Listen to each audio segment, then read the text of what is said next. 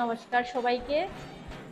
আসন্ন দুর্গাপুজো উৎসবকে কেন্দ্র করে আমাদের প্রত্যেকেরই মনে এখন থেকেই আনন্দের উচ্ছ্বাস এই সবার ঘরে আলোকিত হচ্ছে।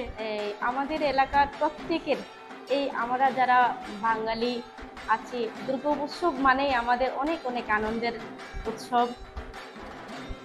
তাই এই আসন্ন দুর্গাপুজো উপলক্ষে আমি আমার চণ্ডীপুর পঞ্চায়েত সমিতির পক্ষ থেকে এবং আমার ব্যক্তিগত পক্ষ থেকে জানাই প্রত্যেককে, আমার চণ্ডীপুর ব্লক এলাকার এবং এই ত্রিপুরা রাজ্যের প্রত্যেক নাগরিককে জানাই আন্তরিক শুভেচ্ছা এবং আগাম দুর্গা উৎসবের শুভেচ্ছা এবং অভিনন্দন।